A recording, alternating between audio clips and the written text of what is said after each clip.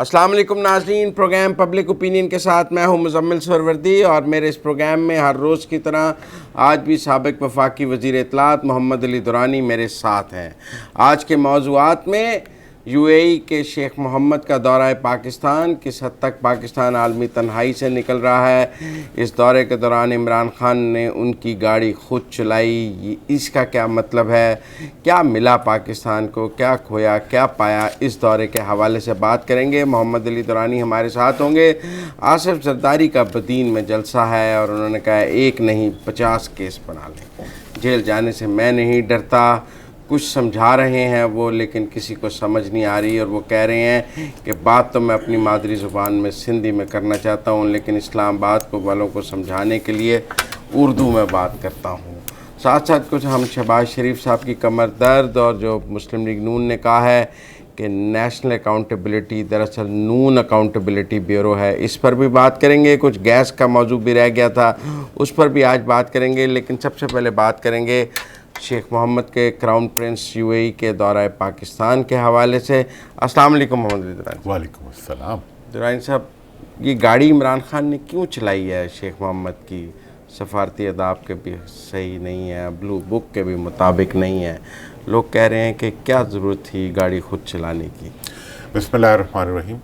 میں سمجھتا ہوں کہ عمران خان صاحب نے ڈرائیونگ ڈپلومیسی کا ایک نیا مظاہرہ کیا ہے۔ ڈرائیونگ ڈپلومیسی کا، اس سے پہلے ضیاء صاحب کرکٹ ڈپلومیسی کا، بھٹو صاحب نے تھرڈ ورلڈ ڈپلومیسی اور اسلامک سمٹ ڈپلومیسی کا، اور شاہ فیصل نے آئل ڈپلومیسی کی اپنے اپنے دور میں نئی جہتیں متعارف کرائیں۔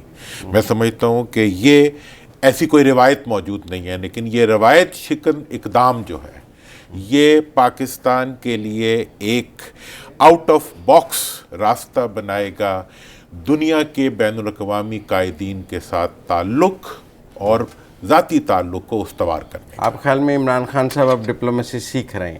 میں سمجھتا ہوں کہ عمران خان صاحب کو آؤٹ آف باکس ڈپلومیسی جو ہے وہ کرنی چاہیے۔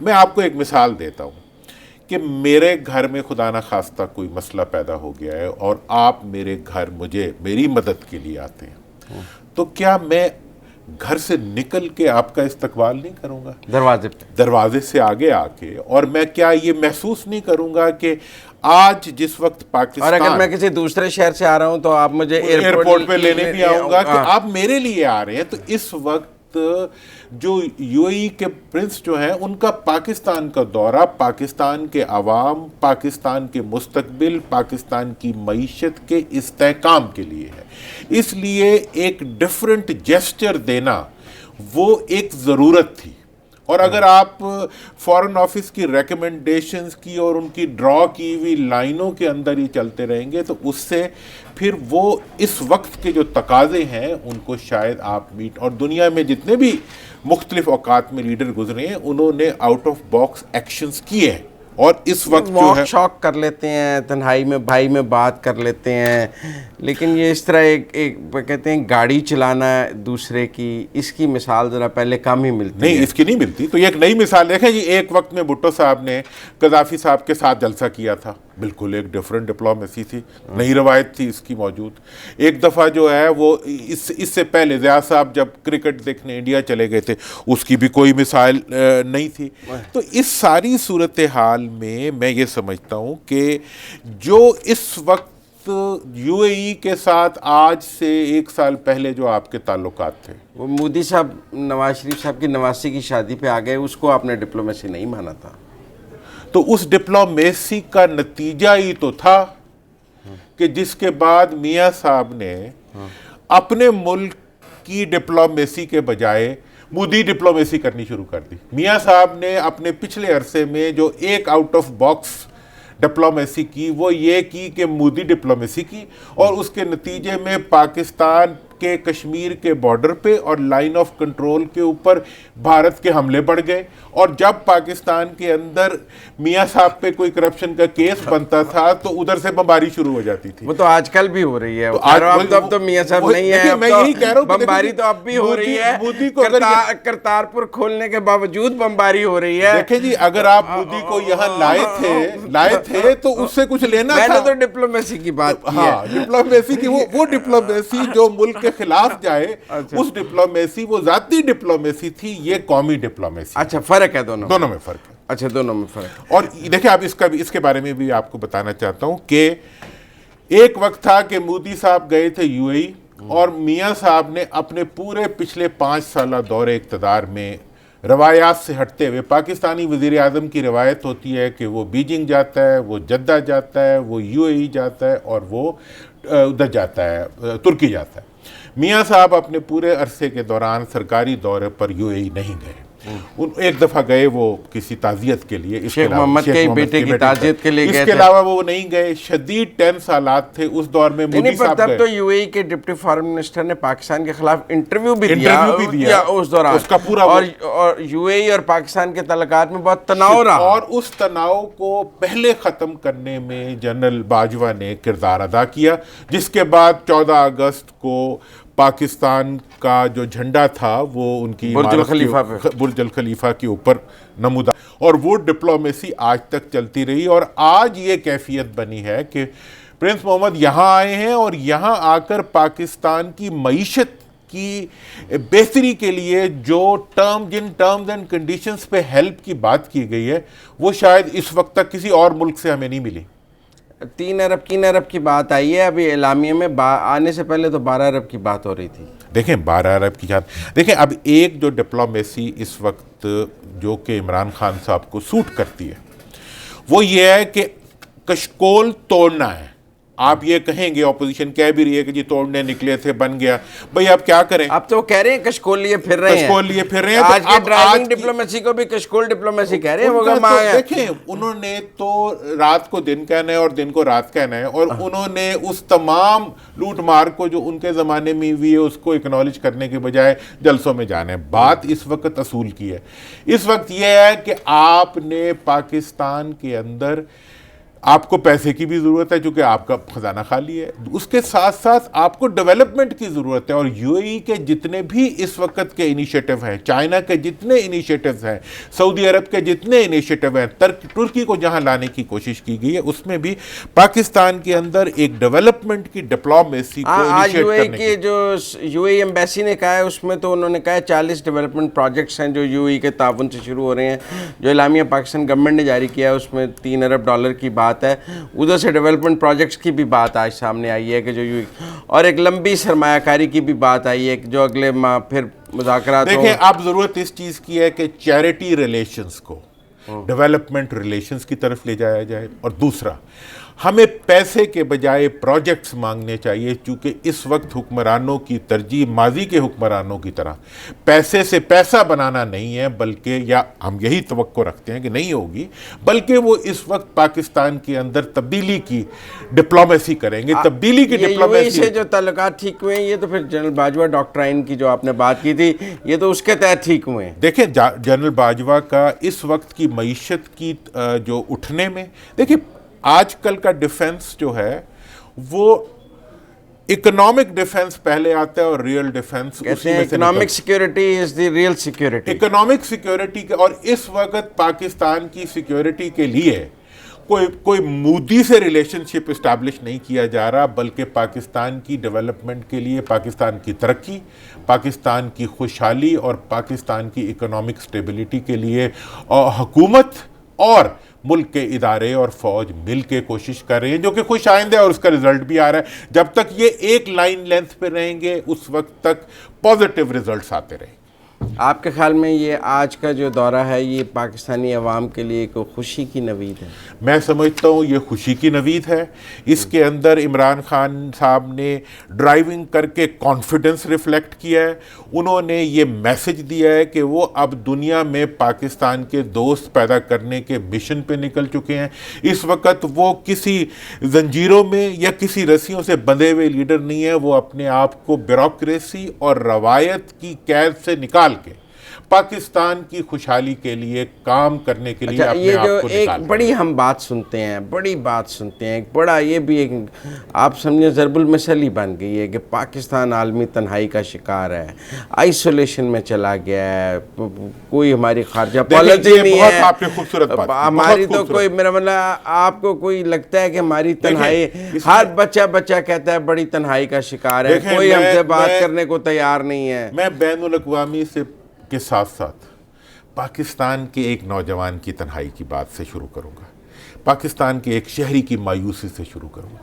آپ نے پورے ملک کو اخبار، ٹی وی اور بیانات کے ذریعے میدان جنگ بنا دیا ہے.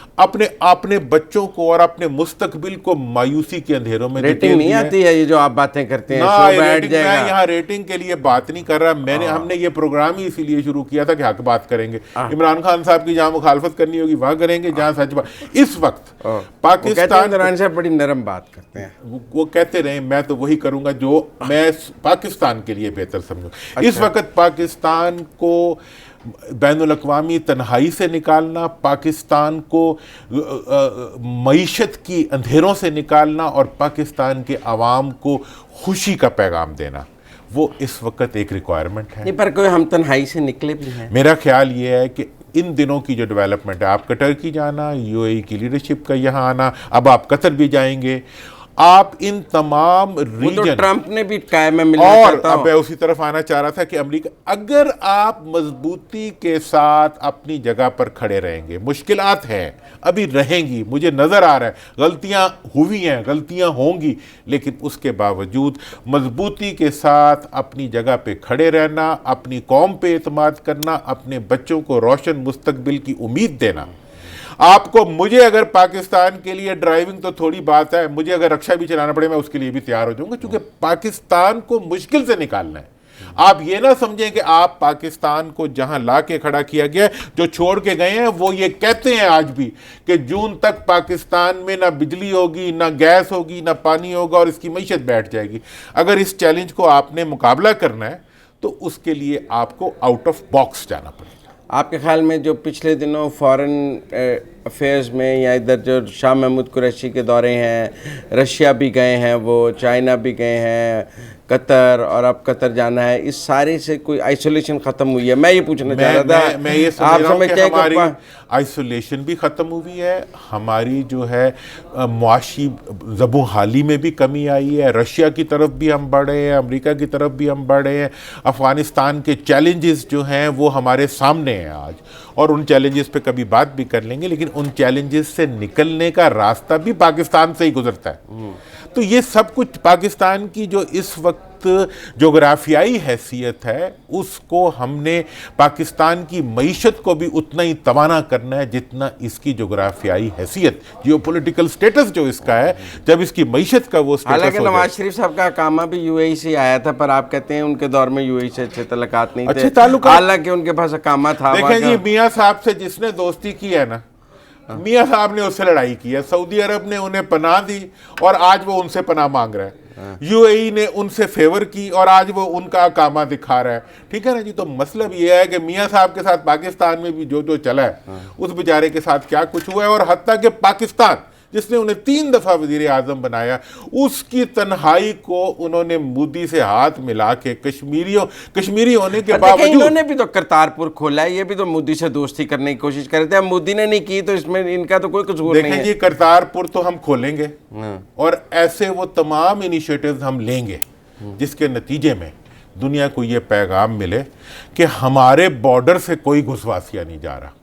انڈیا میں جو کچھ ہو رہا ہے وہ ان کے کیے کی سزا ہے. اب آصف زرداری صاحب پہ آ جائیں. آج آصف زرداری صاحب نے بدین میں جلسہ کیا اور آپ نے تقریر سنی آصف زرداری صاحب کی؟ جی میں نے سنی. آپ نے سنی ہے.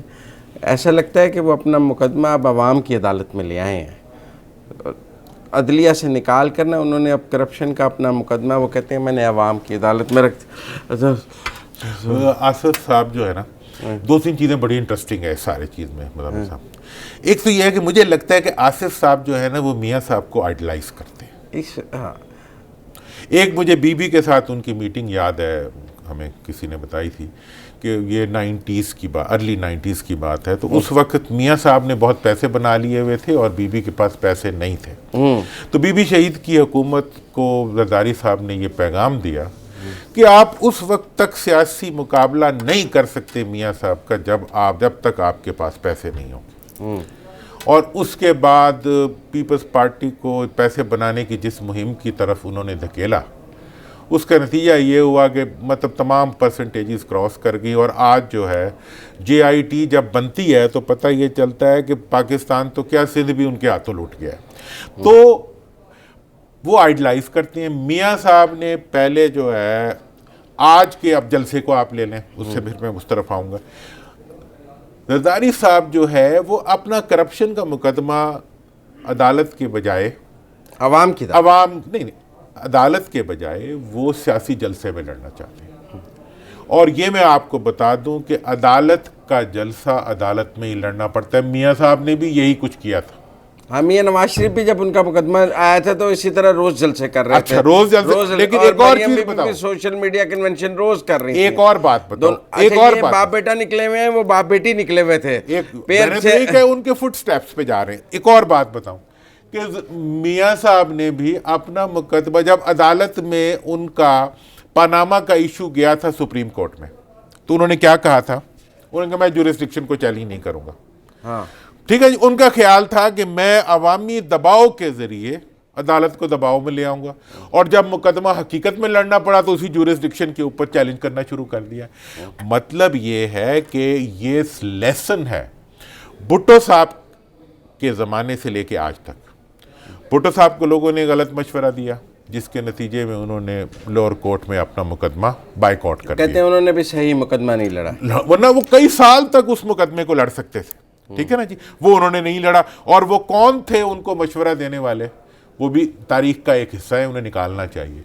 دوسری طرف میاں صاحب نے بھی یہی کیا کہ جب ان کے اوپر کرپشن کا کیس کھل کے سامنے آ گیا, جب پاناما مخلوق اور خلائی مخلوق نے پاناما سے آگے ان کے اوپر حملہ کر دیا, تو اس حملے کا وہ عوام کو جواب خلائی مخلوق نے پاناما سے حملہ کیا؟ جی وہ پاناما کی مخلوق تھی, وہ خلائی مخلوق انہیں نظر آئی تھی, وہ مغرب سے آئی تھی. اچھا خلائی مخلوق نے, وہ خلائی مخلوق اسی کو کہتے ہیں, پاناما والی کو کہتے ہیں. ہم تو کسی اور کو سمجھ رہے تھے. وہ کہتے ہیں جو آپ سمجھ لیں وہ پاناما سے آنے والی مخلوق تھی جس نے ان کے اوپر حملہ کیا.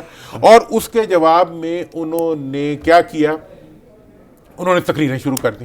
آپ کو پتہ ہے پہلا کنفیشن سٹیٹمنٹ جو تھا میاں صاحب نے کہ جو فلیٹس ہیں ان کے ہیں اور جو ان پہ ایکوزیشن ہے وہ صحیح ہے, وہ انہوں نے خود اپنی پریس کانفرنس میں دیا. ٹھیک ہے. اب لیڈر جب میڈیا کے ذریعے اپنی قانونی جنگ, جلسوں کے ذریعے اپنی کرپشن کے خلاف جنگ, اور تقریروں کے ذریعے, ٹھیک ہے نا جی, وہ اپنے آپ کو معصوم ثابت کرنے کے مشن پہ نکل پڑتے ہیں, تو اس کے بعد انہیں امبیرسمنٹ کے علاوہ کچھ نہیں ملتا.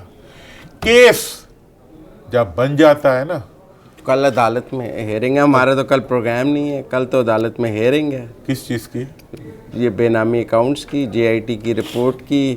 خبریں ہیں کہ ان کے اکاؤنٹس, جے آئی ٹی نے کہا اکاؤنٹس فریز کر دیں. میں اس کے بارے میں زرداری صاحب کو ایک پیغام دینا چاہتا ہوں. این آر او کی باتیں ہم کافی کر چکے ہیں, آج نہیں کرتے. میں یہ پیغام دینا چاہتا ہوں کہ ان کے جلسے انہیں عدالت میں کوئی فائدہ نہیں دیں گے. اچھا جی. عدالت دباؤ میں نہیں آئے گی, آج تک کبھی نہیں آئی. دیکھیں آپ عدالت سے باہر کچھ سلوشن نکالتے ہیں, عدالت نہیں آتی دباؤ میں, نہ اس میں آئے گی. اگر زرداری صاحب نے ان جلسوں کے نتیجے میں یہ سوچ لیا کہ ان کی جو کرپشن ہے اس کی جسٹیفیکیشن جو ہے وہ ان جلسوں میں سے نکل آئے گی, تو بڑی معذرت ہے. جتنے مرضی جلسے کر لیں, انہیں آج بھی یہ چاہیے کہ وہ اپنے اوپر لگنے والے ان تمام انکوائری کے کوسچنز کو عدالت میں جا کے جواب دیں, اور جلسوں میں نہیں جواب تماشا نہ کریں. اچھا, عوام کی خدمت کریں, اور جلسوں میں لیکن جواب اس میں نا اس میں ایک پوائنٹ ہے، لیکن مجھے جانا ہے بریک پہ، بعد واپس آئیں گے تو بات کریں گے، کیونکہ آج بلاول نے بھی کہا ہے کہ اگر ہم پر سیاسی حملہ ہوگا تو پھر اس کا جواب سیاسی میدان میں دینا پڑے گا اور قانونی حملے کا جواب عدالت میں دینا پڑے گا. تو جب ان کے خلاف سیاسی لوگ الزام لگائیں گے تو اس کا کیا جواب دیں گے؟ لیں گے اس کا جواب محمد علی دورانی صاحب کے ساتھ بریک کے بعد. بریک کے بعد خوش آمدید ناظرین. بریک سے پہلے ہم بات کر رہے تھے آصف زرداری کے حوالے سے، اور دورانی صاحب ہمیں بتا رہے تھے کہ انہیں اپنا مقدمہ عدالت میں لڑنا چاہیے، جلسے جلوسوں سے انہیں کوئی فائدہ نہیں ہوگا. وہ مثالیں دے رہے تھے کہ نواز شریف نے، ذوالفقار علی بھٹو نے، جس نے بھی اپنے عدالتی کیس کو مس ہینڈل کیا اور اس کو عدالت کی بجائے باہر لڑنے کی کوشش کی ہے، اس لیڈر کو نقصان ہوا ہے. بہرحال دورانی صاحب آج وہ آصف زرداری صاحب کہہ رہے تھے کہ مجھے کرکٹ کھیلنے نہیں آتی، میں نے کبھی کرکٹ کھیلنے کی کوشش کی ہے. ان کو حکومت کرنی نہیں آتی، یہ حکومت کرنے کی کیوں کوشش کر رہے ہیں؟ جس کا کام ہے اسی کو ساجے، دوسرا کرے گا تو خراب کرے گا. اس سلسلے میں جب یہ بیان بلاول صاحب نے بھی دیا اور زرداری صاحب نے جلسے میں کہا، تو میں نے اس کے بارے میں دونوں کی لائن ہے، دونوں یہ بات کر رہے ہیں. میں نے حکومتی ترجمان سے پوچھا، میں نے کہا آپ کو تو آتی نہیں حکومت چلانی، تو کیوں کر رہے ہیں؟ تو کیوں کر رہے ہیں؟ جان چھوڑیں. انہوں نے کہا جی ہم اس بات کا اقرار کرتے ہیں. اچھا. ہاں، کہ ہمیں ویسی حکومت چلانی نہیں آتی جیسی زرداری صاحب کو اور میاں نواز شریف صاحب کو آتی. ہم اقرار کرتے ہیں کہ ہمیں عوام کو لوٹنا نہیں آتا. ہم اقرار کرتے ہیں کہ ہمیں منی لانڈرنگ نہیں آتی. ہم اقرار کرتے ہیں کہ ہم عوام کو لوٹ کے اپنے آپ کو خوشحال نہیں بنا سکتے. ہم اقرار کرتے ہیں کہ ہم اس ملک کے اندر خاندانی آمریت نہیں لا سکتے. ہم اقرار کرتے ہیں کہ ہم اس ملک کے مستقبل کو اندھیرا کر کے اپنے بچوں اور اپنا ذاتی مستقبل آگے نہیں بڑھا سکتے. ہم اقرار کرتے ہیں کہ ہم اس ملک کے اندر قانون کی بالادستی کی جگہ اپنی شخصی آمریت کو لاگو کرنے کے لیے تیار نہیں ہے. وہ تو یہ کہہ رہے ہیں، وہ کہتے ہیں کہ جی جس چیز میں آپ نے اسپیشلائز کیا ہے اسی کا نتیجہ آج ملک کے بچے بے روزگاری اور غربت میں دیکھ رہے ہیں، اور پاکستان جو ہے وہ معاشی بدحالی اور بین الاقوامی تنہائی کا شکار ہوا ہے، اور اس کے نتیجے میں دنیا ہمیں ایک کرپٹ نیشن کے طور پر پہچانتی تھی. ہمیں یہ سب کچھ نہیں آتا، اور ہم یہ سب کچھ بدلنے کے لیے عوام نے ہمیں ووٹ دیے ہیں، آپ والی سیاست کرنے کے لیے. لیکن آپ نے کل کہا کہ ہم نے کلپ چلایا کہ بلاول نے کہا میں نے کرپشن نہیں کی، اور میں نے کوئی کرپشن نہیں کی، میں 1 سال کا تھا. آج بلاول نے آصف زرداری آپ کی وہ باتیں ساری سننے کے بعد نا، آج اس نے فل اپنے والد صاحب کا مقدمہ لڑایا اور زرداری صاحب کی حمایت میں فل انہوں نے پریس ٹاک اور پریس کانفرنس کر دیا. انہوں نے کل آپ والی بات مون مائنڈ اس کے جواب میں ایک ہی بات کہوں گا، گرتی ہوئی دیواروں کو. بلاول کو کہہ رہے ہیں آپ، مجھے تو نہیں کہہ رہے، مجھے تو نہیں کہہ رہے. نہیں، کل آپ نے کہا کہ بلاول اپنے آپ کو ڈسٹنس کر رہے ہیں، تو آج انہوں نے وہ ڈسٹنس ختم کر دیا، سمیش کر دیا. میں اسی طرف آ رہا ہوں. ہوتا یہ ہے، وہ ایک بات ہم نعرہ لگایا کرتے تھے یونیورسٹی میں کہ گرتی ہوئی دیواروں کو ایک دھکا اور. تو بات یہ ہے کہ اب یہ گرتی ہوئی دیواریں ان کے بچے بھی ان کو دھکا دے رہے ہیں. اب ان کو جب بچے کو سختی کی گئی، اوئے تم نے یہ کیا بات کر دی، تو اس بیچارے نے آ جا کے دفاعی پیش کر دی. کل وہ پھر پرسوں انہوں نے اس کو کہا کہ تم تو ابھی 50-55 سال کے نہیں ہوئے تو تم کیا کر سکتے ہو.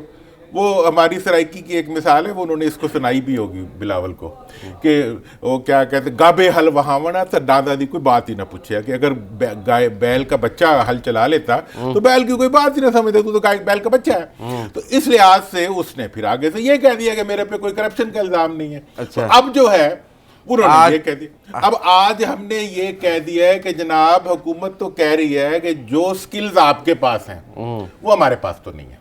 کل اس کا جواب دے دیں گے وہ، تو وہ اب کل شو بڑی غور سے دیکھ رہے ہیں. ہاں، اب کل جو ہے وہ اس کا کیا جواب دیں گے اس کو دیکھتے ہیں کہ بھئی نہ حکومت کو چوری کرنی آتی ہے، اچھا، اور نہ چوروں کے ساتھ چلنا آتا ہے. بس یہ آپ کا موقف ہے، ان کا موقف نہیں ہے. ان کے پاس بھی رزاق داؤد اور دوسری مثالیں اپنی موجود ہیں. وہ اپنا یہ تو جو ان کے ترجمان نے کہا میں نے بتا دیا. ان کے پاس بھی مثالیں موجود ہیں کہ ان 100 دنوں میں بھی کافی کچھ کی مثالیں موجود ہیں. علیمہ خان کی مثال بھی موجود ہے، رزاق داؤد والی بھی موجود ہے. کوئی اتنی ٹرانسپیرنسی نہیں ہے، وہ کہتے ہیں. دیکھیں جناب، بات یہ ہے، ایک بات تو حقیقت ہے، میاں صاحب آج بھی کہتے ہیں کہ میرے ایسٹس بیونڈ مینز جو ہیں، ہاں اس میں کرپشن نہیں ثابت ہوئی. ٹھیک ہے، اب مطلب یہ اس کے لیے بہت بڑا دل چاہیے. اور زرداری صاحب کو جب جے آئی ٹی کی بات کرو اور اکاؤنٹس کی بات کرو تو وہ کہتے ہیں کہ بھٹو صاحب کو شہید کر دیا تھا. بے نظیر کو قتل کر دیا، بی بی کو شہید کر دیا گیا. بھئی بی بی تو شہید ہو گئی, آپ نے اس کی پارٹی کو شہید کر دیا. بی بی شہید اور بھٹو شہید کی تو بیچارے مطلب وہ تو بے چینی کا شکار ہوں گے کہ آپ نے ان کی پارٹیوں کو شہید کر دیا. میاں صاحب کے لیے تو قائد اعظم پریشان ہوتے ہوں گے کہ وہ مسلم لیگ جس کو میں نے خاندانی آمریتوں سے نکال کے بنایا تھا, اس کو آپ نے 3 نسلوں کی غلامی میں دے دیا. مریم بی بی کے بچے بھی جو ہے اب وہ الیکشن کی تیاری. مطلب یہ ہے کہ آپ, یہ بھی خبر ہے جو آپ دے رہے ہیں, یہ باتیں جو ہیں یہ بھی خبر ہے جو آپ دے رہے ہیں, وہ میں وقت پہ دوں گا. ابھی میں ذرا نہیں یہ بھی خبر ہے جو آپ دے رہے ہیں کہ مریم صاحبہ کے بچے بھی الیکشن لڑنا چاہ رہے ہیں. اب جو ہے وہ تو ڈسکوالیفائڈ نہیں ہے ویسے, وہ اس ساری صورتحال کو آگے چل کے تو اس لیے میں یہ کہتا ہوں کہ وہ جو بھی کچھ کہیں, لیکن ان کے اکاؤنٹ میں اگر کوئی ترہ امتیاز میاں صاحب اور زرداری صاحب کا ہے تو وہ ان کا وہ مال ہے جو انہوں نے پاکستان سے بنایا ہے. اچھا, اور وہ اس کو اپنا ذاتی مال سمجھتے ہیں. وہ اس ملک کے عوام کا مال ہے جس کو وہ اپنے پاس لے گئے. اچھا یہ بتائیں, اگر میں آپ سے پوچھوں کہ زرداری کے بغیر اور بلاول کے بغیر پی پی پی اور شریف کے بغیر نون لیگ کیسی ہوگی؟ آپ تو شاعری پہ آج اتر رہے ہیں. نہیں میرا مطلب ہے چلیں آپ کا میں آپ اس کے بارے میں آپ کا تھیسس میں مان لیتا ہوں. اب آپ اس میں میری گفتگو کے درمیان بولیں گے نہیں. اچھا نہیں, میری زبان بندی ہے. زرداری صاحب کے بغیر, اس میں بلاول کے بھی, یا پھر وہی بات اچھا بات بیچ میں نہ بولیں نا. زرداری کے بغیر پیپلز پارٹی بھٹو کی پیپلز پارٹی ہوگی, اور نواز شریف کے بغیر مسلم لیگ جمہوری مسلم لیگ ہوگی. دوبارہ بولتا ہوں, زرداری کے بغیر پیپلز پارٹی بھٹو کی پارٹی ہوگی, اور نواز شریف کے بغیر مسلم لیگ جمہوری مسلم لیگ ہوگی. کیونکہ بھٹو صاحب نے جو پیپلز پارٹی بنائی تھی وہ ملک کو لوٹنے کے لیے نہیں, عوام کو امپاور کرنے کے لیے بنائی تھی. اور قائد اعظم نے جو مسلم لیگ بنائی تھی وہ پاکستان میں جمہوریت لانے کے لیے بنائی تھی. انہوں نے اپنے بعد اپنی بہن کو نہیں ملک کا گورنر جنرل بنایا تھا. انہوں نے اپنے بعد کوئی خاندانی لیگیسی نہیں چھوڑی تھی. وہ سب کچھ اس ملک کے حوالے کر گئے تھے. اس ملک کو اگر ضرورت ہے تو وہ جمہوری پارٹیوں کی. یہ تو فلسفے کی بات کی آپ نے میرے ساتھ نا کہ ایسی ہوگی. زرداری اور بلاول کے بعد قیادت کس کی؟ دیکھیں جی, میں تو سمجھتا ہوں کہ بی بی نے بھی کہا تھا کہ غنوہ بھٹو کی ہونی چاہیے اور انہی کی ہونی چاہیے. غنوہ بھٹو جی, اگر دیکھیں سنم کے غنوہ, جی نہیں سنم بھٹو, سنم بھٹو کی ہونی چاہیے. وہ دیکھیں اس کے بعد سنم کی یہ رسپانسبلٹی ہوگی کہ وہ پیپلز پارٹی کو بھٹو صاحب کی آپ 2 دن سے سنم کر رہے ہیں, بھٹو صاحب کی خواہش کے عین مطابق اس کو ایک جمہوری طریقے آپ کے اوپر سنم بھٹو کر رہے ہیں اور وہاں تردیدیں لگ رہی ہیں کہ وہ معذرت کر گئی ہیں. میں کہہ رہا ہوں وہ تردیدیں لگوائی جا رہی ہیں یا وہ تردیدیں سچی ہیں؟ بھائی میں اس لیے کہہ رہا ہوں تاکہ اپنا وہ سنم بی بی محفوظ رہیں, اور ان کا حفاظت اور ان کا جو مقام ہے اس وقت. دیکھیں سندھ میں پیپلز پارٹی پاکستان کا ایک ایسٹ ہے جس کو زرداری صاحب نے لائبلٹی میں بدل دیا ہے. غداروں کی بہت بات کر رہے ہیں. آج مراد علی شاہ صاحب نے کہا ہے کہ غدار ہیں پیپل پارٹی کے, انہوں نے میں سنوا دوں آپ کو, ذرا مراد علی شاہ صاحب کا والا ذرا کلپ چلا دیں, ذرا وہ درانی صاحب کو سنوائیں. انہوں نے پاکستان پیپلز پارٹی سے غداری کی ہے اور ان غداروں نے فائدہ پاکستان پیپلز پارٹی سے اٹھایا اور پیٹھ پہ چھرا بھی پاکستان پیپلز پارٹی کے اوپر. اس کے باوجود آپ نے اس غدار کو شکست فاش دی. جی درانی دیکھیں, غداروں کی بات شروع کر دی ہے. انہوں نے کہا ہے کہ یہ غداروں کو نہیں چھوڑیں گے. انہوں نے کہا پیپل پارٹی کے غدار جو ہے نا, ان کی کوئی بچت نہیں ہے. ہم نے غداروں کا لفظ اور غداری کے ہارڈ اور ہارش ورڈ کو پاکستان کے ہر مہذب سیاستدان نے کہا ہے کہ اس کو اپنی ڈکشنری سے نکال دینا چاہیے. یہ وہ لوگ الفاظ استعمال کرتے ہیں جو غیر سیاسی ہوتے ہیں, اور وہ لوگ استعمال کرتے ہیں جن کی سیاست آخری دموں پہ ہوتی ہے. وہ دوسروں کو غدار بنانے اسٹینفورڈ سے پڑھیں. پاکستان کو لوٹنے والوں کو, پاکستان کو برباد کرنے والوں میں اسٹینفورڈ اور آکسفورڈ اور بڑی بڑی یونیورسٹیوں سے, اب آپ نام نہ لینا شروع کر دیں کون کون پڑھے ہوئے. پاکستان کو اس کی ضرورت ہے جو دنیا بھر کے اندر, جو یہاں ٹاٹ سکول سے پڑھ کے آئے, جو ٹاٹ سکول کی سینٹیمنٹ کو کم از کم سمجھتا ہو. اور اردو بولنے میں فخر محسوس کرتا ہو, اپنے آپ کو پاکستانی کہنے میں فخر محسوس کرتا ہو, شلوار قمیض پہن کے بھی اتنا ہی کانفیڈنس لگتا ہو جتنا آپ پینٹ کوٹ پہن کے ماشاءاللہ کانفیڈنس لگتے ہیں. مطلب اس ساری پینٹ کوٹ پہ آ گئے آپ کے کانفیڈنس کی تعریف کر رہا ہوں, تعریف کو فیس ویلیو پہ لے. میں نے کہا دیکھیں نا, آپ کے سوالات کبھی جھول نہیں کھاتے, you stick to your point. تو اس لیے میں یہ سمجھتا ہوں کہ یہ غداری جو ہے یہ ہاری ہوئی گفتگو ہے, یہ ان کی ہار کی نشانی ہے. ہار رہے ہیں ان کی. مراد علی شاہ خود کو ایک دن آپ کہتے ہیں وہ جیل سے بھی وزیر اعلیٰ ہوں گے, پھر آپ کہتے ہیں ہاری ہوئی گفتگو ہے. یہ بھی عجیب بات سمجھ نہیں آتی ہے. دیکھیں آپ پورا پروگرام جو ہے وہ ایک لفظ میں نہیں ہوتا. میں نے اس دن یہ کہا تھا, وہ آج بیٹھے ہوئے ہیں, اس وقت یہ کہا جا رہا تھا کہ کل ان پہ نو کانفیڈنس آ جائے گا, پرسوں گورنر راج آ جائے گا. تو میں نے کہا تھا کہ نہ گورنر راج آئے گا نہ ان پہ نو کانفیڈنس آئے گا, کیونکہ اگر آپ جے آئی ٹی کی رپورٹ کے اوپر ان کو جیل میں بھی ڈال دیں گے تو وہ جیل سے بھی وزیر اعلیٰ ہی رہیں گے. ہم نے لیکن سیاست ہار رہی ہے, سیاست ہار رہی ہے ان کی, ان کا مستقبل ہار رہا ہے. ان کے ماضی کی جو اعمال ہیں وہ ان کے آگے غداری کا خوف لے کے آ رہے ہیں کہ ان کو اپنے آپ کو. مجھے بریک لینی ہے, کے بعد واپس آئیں گے. کچھ تھوڑا سا آج مسلم لیگ نون نے کہا ہے کہ یہ نیب تو نون اکاؤنٹیبلٹی بیورو بن گئی ہے, کچھ گیس کی بات بھی رہ گئی ہے, وہ بھی کرنی ہے. پروگرام کے آخری حصے میں ملتے ہیں بریک کے بعد.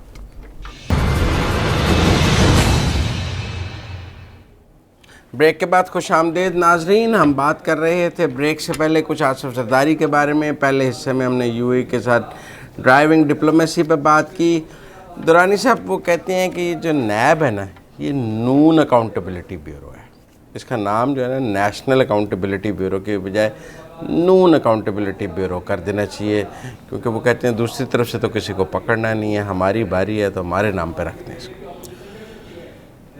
مسلم لیگ نے اپنے زمانے میں اکاؤنٹیبلٹی بیورو کو, نیشنل اکاؤنٹیبلٹی بیورو کو نو اکاؤنٹیبلٹی بیورو بنا دیا تھا. اچھا, کہ وہاں پہ کسی کی اکاؤنٹیبلٹی نہیں ہو سکتی تھی, وہ جو کہ حکمران ہو یا حکمران رہا ہو.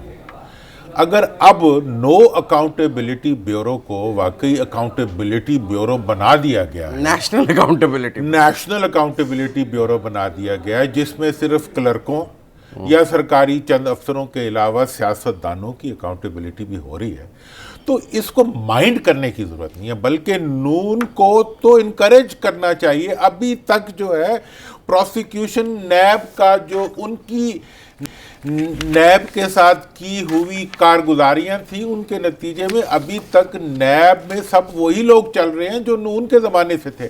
صرف اتنا یہ ہوا ہے کہ وہاں زمین آواز اور قانون کی آواز کا تھوڑا سا والیوم اونچا ہوا ہے.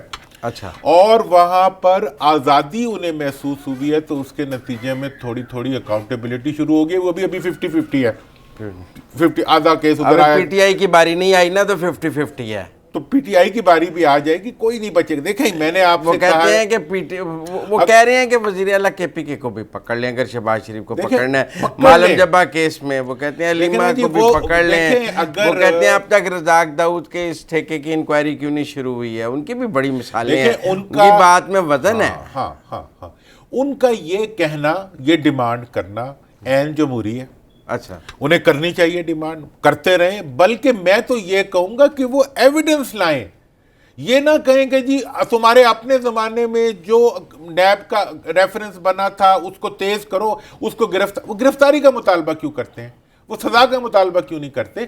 انہیں بڑھ کے بات کرنی چاہیے, لیکن انہیں اکاؤنٹیبلٹی ہونے کی صورت میں اسے نون اکاؤنٹیبلٹی نہیں کہنا چاہیے. انہیں کہنا چاہیے جی ریئل اکاؤنٹیبلٹی اگر آپ کریں ہم آپ کو ویلکم کرتے ہیں. آپ کی عدالتوں میں سے ہمارے میں سزا بھی ہو رہی ہے, اس کو ہم تسلیم کرتے ہیں, اور ہمیں چھوڑ بھی رہے ہیں, اس کے لیے ہم شکریہ ادا کرتے ہیں. بات یہ ہے کہ اکاؤنٹیبلٹی کے پروسیس کو اور عدالت کو, اب چیئرمین نیب نے کہا ہے کہ وہ اپوزیشن کو ملنے کو تیار ہیں. وہ کہتے ہیں وقت بھی آپ متعین کر لیں, دن بھی آپ متعین کر لیں, میں اویلیبل ہوں, جب مرضی مجھے مل لیں آ کر. خط کے جواب میں انہوں نے کہا یہ ایک پروسیس ہے جس کو چلنا چاہیے, عدالت کا پروسیس ہے اس کو چلنا چاہیے. دنیا کے اندر صرف 2 عدالتیں ہوتی ہیں, ایک ضمیر کی عدالت اور دوسری انصاف کی عدالت. عوام کی عدالت نہیں عدالت ہوتی. عوام کی عدالت کا فیصلہ جو ہوتا ہے وہ صرف انتخاب کے لیے ہوتا ہے. اور مغرب پورے کے اندر ضمیر کی عدالت پہ سیاستدان ریزائن کر دیتے ہیں. ہمارے ہاں ضمیر کی عدالت نامی کوئی چیز جو ہے ابھی تک ہم نے زندہ نہیں چھوڑی. تو باقی عدالتیں ہی رہ گئی ہیں. تو پھر عدالتوں کا احترام تو کریں نا. آپ نے عدالت کا احترام اور عدالت کے پروسیس اور اکاؤنٹیبلٹی کے پروسیس، الیکشنئرنگ کے پروسیسز، ان تمام چیزوں کو لے کر آگے بڑھنا ہے. یہی وقت کی اور چلیں قوم اب کی چونکہ ضرورت میرے پاس آخری کچھ منٹ ہیں، گیس پہ 2 دن سے ہم بات کرنا چاہ رہے ہیں تو وہ رہ جاتی ہے. ہر دفعہ رہے گا. بڑا گیس کا بحران ہے. گھروں میں گیس نہیں آ رہی ہے، ویسے تو بجلی بھی نہیں آ رہی ہے. آپ خوشی کی نوید سناتے رہیں، اپنی جگہ ہے، حکومت کی کارکردگی کی بات کرتے رہیں، وہ اپنی جگہ ہے. لیکن حقیقت یہ ہے کہ گھر میں نہ گیس آ رہی ہے نہ بجلی آ رہی ہے. تو گیس کی بات آج کر لیتے ہیں، بجلی کی پھر کبھی کر لیں گے.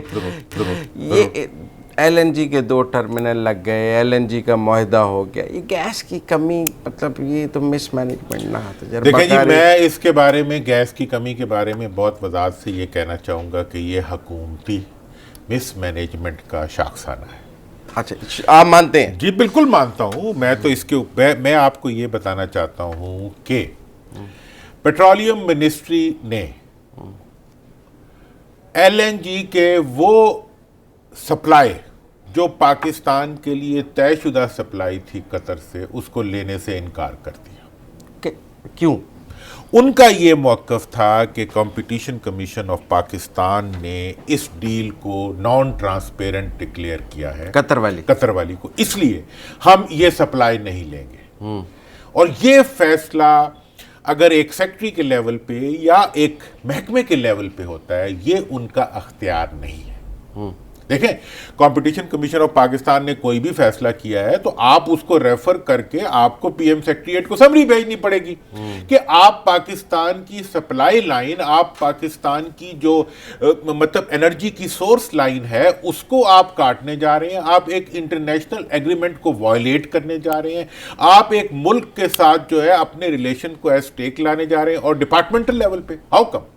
یہ بالکل ایک ناقابل قبول اقدام تھا ڈپارٹمنٹ کی طرف سے. اور میں یہ سمجھتا ہوں کہ اس حکومت نے جب تک انتظامی فاش غلطیوں کے اوپر اقدامات نہیں اٹھائے گی، اس وقت تک یہ سخت اقدامات، اس وقت تک یہ غلطیاں ہوتی رہیں گی. اور اب دیکھیں کہ اس کے بعد قطر جانا پڑا باجوہ صاحب کو، اس کے بعد جناب آپ کو جو ہے وہ عمران خان صاحب اب جائیں گے، اس کے بعد وزیر خارجہ کو جانا پڑا، اور آپ نے ایک ٹرمینل جن کی پیمنٹ آپ کر رہے ہیں ان ٹرمینلز کو خالی رکھا ہوا ہے. تو یہ جو مالی اور معاشی اور ملک کا مطلب ایک پوری کی پوری جو انڈسٹری کا جو نقصان ہو رہا ہے، ایون اس کے نتیجے میں جو آئل مافیا تھے انہوں نے یہ جو آپ کے پاور پلانٹس تھے وہ فرنس آئل پہ شفٹ کر کے گیس کے بجائے انہوں نے اپنی چاندی کی. وہ کہتے ہیں فرنس آئل مافیا نے یہ کرایا ہے، اور ان کے اوپر یہ الزام بھی آ رہا ہے. تو اب یہ ہے کہ ایک تو جو لوگ یہ کہہ رہے ہیں کہ انہوں نے کرایا، ان کو اس کے پروف لا کے ان کے خلاف اکاؤنٹیبلٹی کا کیس موو کرنا چاہیے. کہتے ہیں گیس نہیں آئی تو فرنس آئل کی چاندی ہو گئی. وہ تو دیکھیں نا جی، ایک ڈیرائیوڈ بات ہے نا. آپ جب کسی چیز کو فارم کرتے ہیں تو آپ اس کے لیے، بلکہ حکومت کو خود چاہیے کہ وہ اکاؤنٹیبلٹی کو اس کیس کو بھیجے کہ یہ ہوا ہے، اس کے جو لوگ ذمہ دار ہیں ان کے خلاف اکاؤنٹیبلٹی بیورو کو ایک ایکشن لینا چاہیے، کیونکہ اس کے نتیجے میں پوری قوم کا جو معیشت کی چکی ہے، کئی فیکٹریاں بند ہیں، لاکھوں لوگ بے روزگار ہوئے ہیں، اور ہمارے گھروں میں گیس نہیں آتی. میری بیگم صاحبہ بیچاری جو ہے وہ اتنے سے گیس کے شعلے کے اوپر چائے نہیں بنا سکتی، پھر بجلی کو بنانا پڑتا ہے، پتہ چلتا ہے بجلی بھی چلی گئی. ٹھیک ہے. تو اس لیے یہ جو سارا ظلم ہے، اس ظلم کے ذمہ داروں کے خلاف حکومت کو اور نیب کو، وہ جو کہتے ہیں نا تجربہ کار حکومت، دیکھیں نا تجربہ کار حکومت تو میاں صاحب کے زمانے میں تمام پیٹرول پمپوں سے پیٹرول غائب ہو گیا تھا، تجربہ کار حکومت تھی. اچھا، اس کے بھی کچھ سکیمز تھے. تو مطلب یہ ہے کہ یہ میں کہہ رہا ہوں کہ یہ نا تجربہ کاریاں جو ہیں یہ ہوتی رہتی ہیں، ان کی اکاؤنٹیبلٹی جو ہے وہ ضرور ہونی چاہیے. ناظرین، آپ نے پروگرام سنا، اپنے فیڈ بیک سے ہمیں ضرور آگاہ کیجیے گا. آج تک کے لیے اتنا ہی. اپنے میزبان مزمل سروردی کو اور ہمارے مہمان محمد علی درانی صاحب کو اجازت دیجیے. اللہ حافظ.